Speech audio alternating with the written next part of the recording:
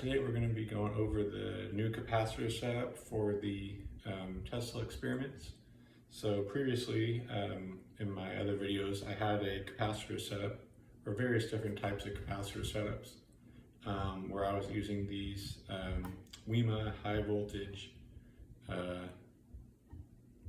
capacitors that are designed for pulsed applications. But I kept running into issues where, once I have the setup running for a little bit, even though we're running at voltages that the capacitors are rated for, it seemed like after a certain amount of time of running the setup, they would still burn out or degrade over time. And they kept failing on me. So initially what I was going to do was just add more series capacitances to increase the performance, or to increase the voltage rating of the capacitors, and hopefully distribute the tension across the multiple capacitors so that each individual capacitor gets less tension put across it. But then I caught a bit of inspiration from what we're actually doing here. Tesla didn't have these fancy capacitors way back in the day. All he really had was he was using Leyden jars. So I kind of designed these little makeshift Leyden jars here. They use salt water and a glass, like a glass mason jar, and works great. It's working better than the other capacitors that I was using. I can keep this thing basically running indefinitely and no issues. I actually pushed it as far as it can go. I opened up the spark gap big time. It was really loud, and I ran this thing for a bit, and the coil destroyed itself before the capacitors gave out, which has not been the case so far in these experiments. So I'm pretty pleased with the performance of these Leyden jars. So we'll just go over the design and kind of do a little demonstration here. Okay, so here we are. Here is the experimental setup now. Same as before, but we have a, instead of the variable capacitor before with the big lever switches, we have these two jars right now, and these are the capacitors. So the idea is, first I have this PVC tube, which I cut on the, so that, well, basically, yeah, it's a PVC tube on the outside. It's a 4-inch tube. And I 3D printed this little part that kind of fits up inside of it. And then I went across the whole bottom of it with some paint on rubber sort of stuff, just to waterproof it and adhere the 3D printed part to the PVC. And then this is just a normal, like a glass mason jar. I just got them on Amazon. It came in like a 4-pack, but that just goes inside. And that's basically it right there. So now you have a capacitor. So what we do at this point is you just make a salt water solution, where you pour quite a bit of salt into water and mix it all together. And that's going to be your electrolytic solution. So that's what your contacts are going to be going into, are the water that's in the mason jar and in the PVC outside of the mason jar. So you basically just make that salt water solution. You pour as much as you want into here and into the jar, and then that is now your capacitor. So in order to hook up your capacitor to the circuit, what I did is I just cut these little copper wire pieces.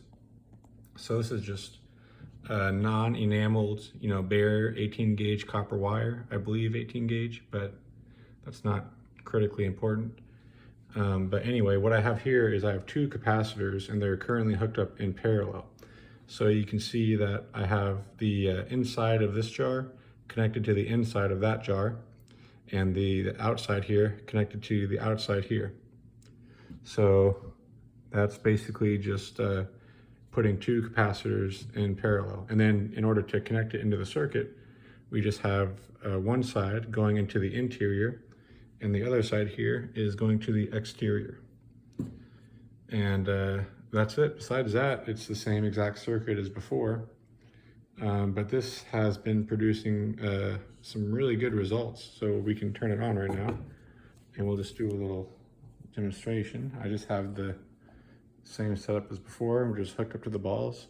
I did learn in the process of building and doing some trials on these new capacitors.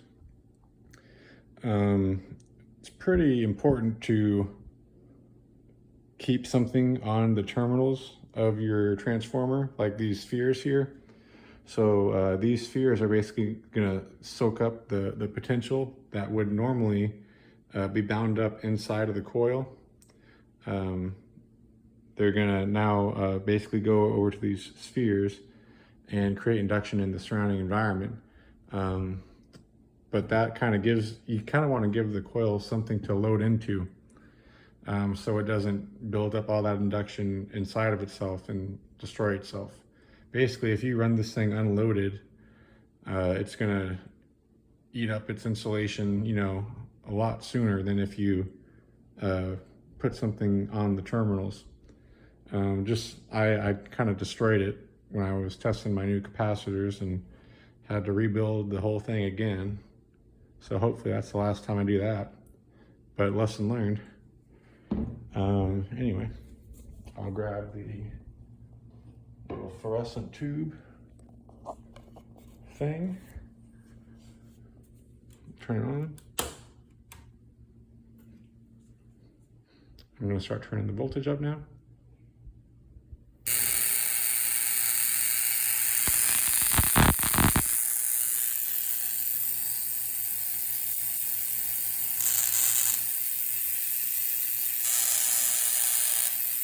And we can go pretty high with this here. We're not inputting very much right now, but I can keep this going and it'll stay strong.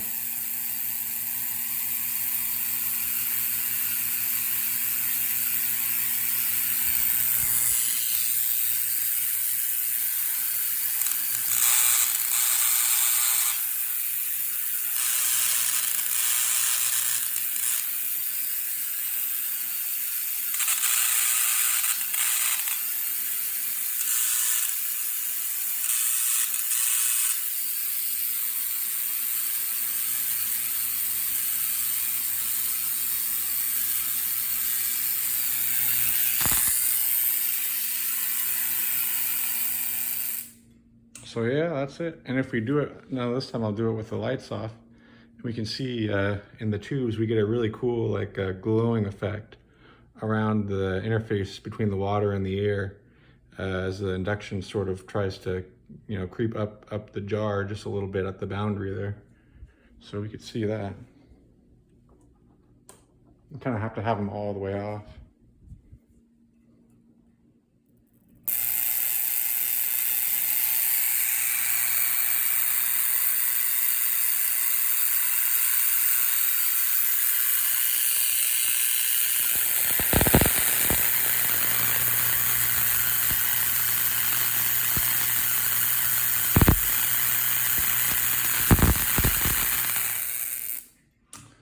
That's pretty much it. But yeah, honestly, could not really be happier with how these things are doing. So at that, I think I'm pretty much back on track to continue or pick up where I left off. Also in recent news, we do pretty much have all the stuff to start doing glass blowing. So that'll kind of be the next thing, is figuring out how to get this glass blowing stuff going, and I'll be able to make my custom tubes after that. So we'll see.